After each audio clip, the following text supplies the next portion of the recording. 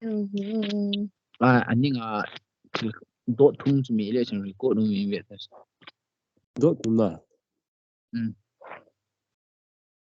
nuôi là nga sao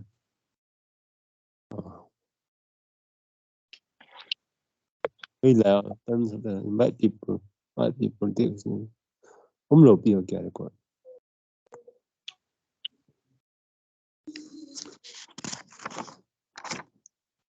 rồi cốt tao nè anh thấy cái là do cho line cái số hiện năm đó mua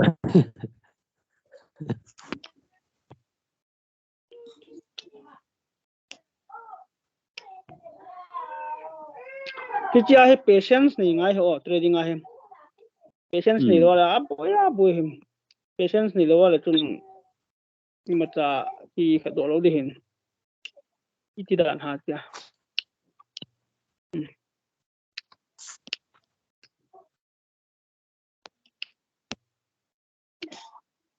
là hình ngại khẩn nó một thế ba căng he cái lim bộ kim muối cái lim mỏng mà có mù đâu kìa mà recording mà nó phải một bảo đầu na video ka anh biết nó liên toàn tai không kim một tấn à cái bôi thì mình để vào công giáo rồi lối ra cả là công giáo đấy recording phải thế này bảo có hệ tua class anh cái có gì vậy na group mà khun na em chung cái thôi được không được cái buổi tham gia để vào công tiền rồi lối thì đàn thế này có hệ class ở chung cái có gì nữa ta nó một thời tao ăn toài nè blame paper cái mù chứ anh nói chú năn độ chú stop loss rồi nè lẽ stop loss target profit TP target profit rồi cái này hi market chú âm năng chú akali ngari gin mo ta cho market ni ai wanga he market hi tai ichi ka la runga chu nangin hilai la runga ni ki cho ta buy ni ki bota chu buy ni ki bot pa chu market hung kal ta langa hi nangin stop loss ni ki koi hilai pha le minus in yang phat ki kha an ti langa he example chu $10 ham khat minus a age pha ki kha an ti stop loss na koi target profit chu langa hi $30 ham khat hung ton pha le kha an ti a nang ma ni ki koi na lang la long khana TP ni ki set thing ba ki bo chu abana hi buy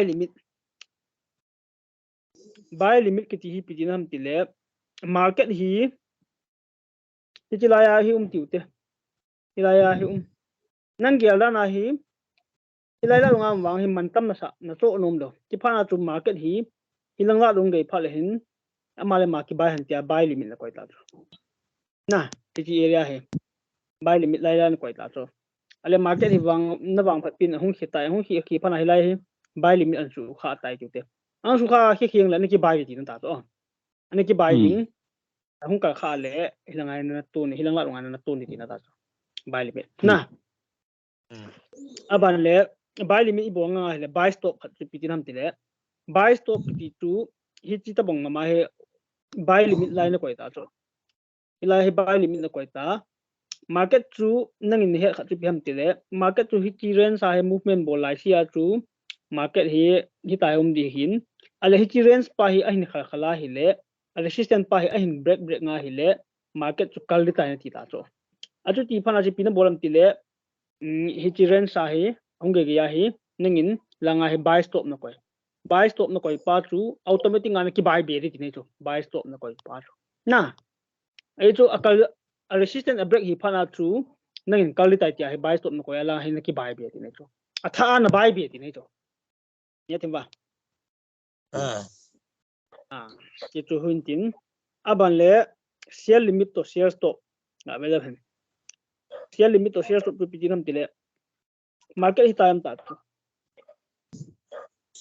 nangin hilai la ngam wang na zu nun mai lo hilang la long khana hi sell limit ki koi ta to sell limit ki koi sell limit ki koi pas wang phat pin hilai resistance pa an break phana chu hilang hi aga phatai aung pha na chu hung hi ta cho automatic an ki sial na ale hi chi support area cho a support area am bre ki phana hin ngin langa share stop no ko share stop no na share stop no ko phana chu langa he automatic an ki share be ki de hilanga na share pa na close nai lo hilanga tha share tha position tha na ki la ne thimba share stop chu share limit to chung nga ki ko ji share stop chu a support area am khat an break phala automatic an ki share lenga hi share stop ko na abale lot size ki ti hi pitin ham ti le thil ila ri jat setting ki board ni to market na chom nan chu 0.01 hi am nan chu lot size ti wa chu micro lot ma bale mini lot ma mini to micro hi chi ka ta mini lot micro lot micro hi khat ne ro ka micro lot ma mini lot ma abale hilanga hi standard lot chu chi chu pitinam ti le lot size chu a mine market na a quantity ki la za ti nei chu Indian stock market na khu am nan chu stock khat ka ki chu stock ni ki chu ki ti thei chu ai wanga hi chi forex market na hi a lot quantity pa khu na a lot na ki sim hi a khu a lot niau pen chu pm ti le 0.01 aniau pen chu micro lot ki ti 0.01 na pa na 0.09 chat hi micro lot ki ti chu mini lot ki ti pha le 0.10 na pa na 0.99 chan hi na mini lot ki ti standard lot ki ti pha le 1 na pa na heta hung ki to ri na ne tem ba ne capital nei dung ria chu a lot size ne ki la chu example a chu na risk to reward ratio dung ria chu dollar jakhat nei la chu am nan chu nang dollar jakhat ne ya le to chu micro lot ne ki la 0.01 to 0.05 ti ho ne ki la the chu na risk dung ria na am nan chu chi chu ale chi 1 US dollar 100 US dollar chu 2000 US dollar ne ya le 1 standard lot ne ki la the 1 lot ti ne ki la the na a point hi ta la na chi chu hu chu lot size aban le la ya hi ka mu khat chu free margin ti pau chu free margin pi ham ti le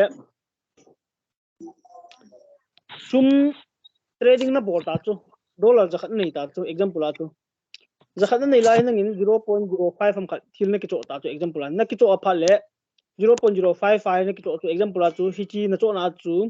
$50 na za ro ti taute $50 na za do le remaining chu jat ha $50 ma cho na chi pa hi free margin am nan chu free margin ki ti chu le na nei lai sia chu thil na cho be thin lai chi 0 ai lo le chi 0 lom chu hi point tin chi hi minus ha hung chi kha hai le thil na cho thei ta na zo thei ta na free margin ne tem ba types of lot size ang sei ta free margin se pips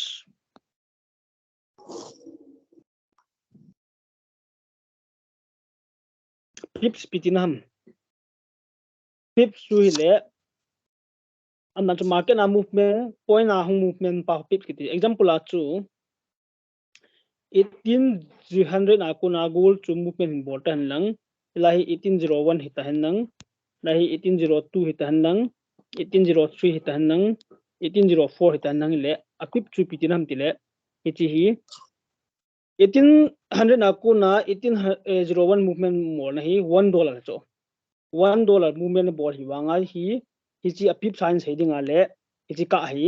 10 pips ki ti chu na $1 movement bo 10 pips ki ti chu ale $4 movement bola le like ka hi 40 pips ki ti chu na apip sum dan chu ye them ba $1 movement bo mi le 10 pips aban le $4 movement bola le 40 pips ale ni khani market in ken as tu ni market hoi dan chu 200 pips movement bole ka tia le $200 movement bole 200 pips movement bole ka tia le chỉ $20 movement bole cái gì này cho na em fit movement bole cái gì này $1 movement bole cái gì này cho na itu cho adang lah Kan demand area to supply area jadi haben ini tinggi deh ha.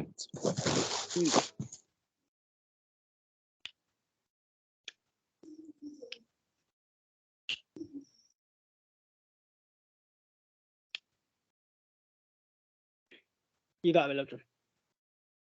demand area to supply area hi area hi to line hi lo to demand area supply area na ki ji ta hai line na ki kai ta cho example cho temporary nga chu amani hi permanent lo ya temporary ngan sin hi ya chu demand area ki ti pm tile thil market hong ni ma min acho na pa chu demand area ki ti cho na demand area chu demand area ti te ichi hi min acho na buyers area ti the cho na buyer area thil market na cho hon physical hi market akim sa lo cho ichi demand area kala hi market hong ni ma le demand area chu supply area azu ho hong le am ki ta cho supply area ki ti pm ti le azu ho na supply area chu seller area ti the cho seller area na seller area ti the ya hilai chu koi home na ham ti le azu home na cho to ai chi velo chun chi chat ka ji dang ju velo chun chi hi chilai ka hi market movement bol cho hi chi ka hai na adi chana cho achu dira lai acho hon cho ji lai ju hon ju ji hunim ji acho hon cho phal hong kal ji cho a chom khal ju wa hi acho hard war win hi le azu ho na area kisana chu ain cho phal wa chu a supply area ki pa hi hilai hi temporary ding a chu chom phat chu demand area home ki na demand area home ki ding atung supply area khal ga ho ki ding ilanga hi kuna hi supply area home ki ta chu chi ale lai kuna hong ki ta chu kita hi lai zo nam chu chom khal wa market hi azu ho hi tam walwin hi le laya hi acho ho area lai ka ka se chu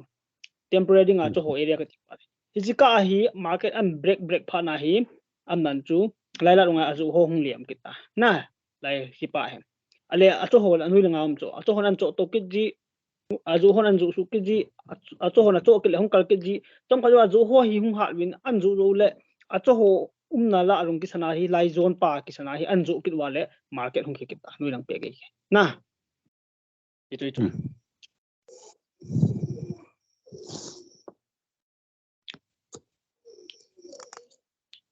dang la lo sawa do ding mam Resistance to support yang jenis sedikit dah habe. resistance to support ji mama ri cho ji support area ji resistance area na aman chu abula chu hi chilang ka he vet da win nang hilang ka he vet da lo chun hi chila hi support area hilai resistance area na atung nang pa he ale tong khalwa market ni resistance area an khal phana chu hi chi resistance area pa chu support area hong ki khela atung nanga hi new resistance area ga ki ta chu na kita hom ki na support area hi an break le market hi chi support pa chu resistance hong ki khia ke na noi langa hi demand support area hom ki ding atung nang hi resistance area chu chilang hi aga chin lang pa he ale chi support area chu tong phala ding a chu ai wanga hi support area and break it phale alpha hong ki chu ki ding support pang chi chu ki na ki khele ko support to resistance area chu permanent lo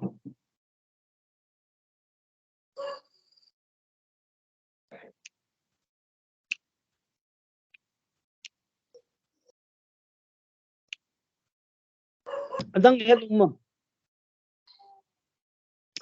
ai le class no song so hoi tan revise in bol milang study yang hin bol diu le na kana ho chu hoi ta na krel ngai hun basic ta tai pi ta na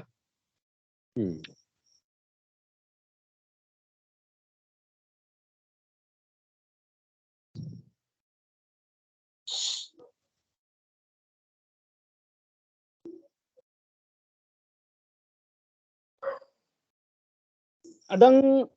ga ke ho le na dang chu ipi class hi ipi ha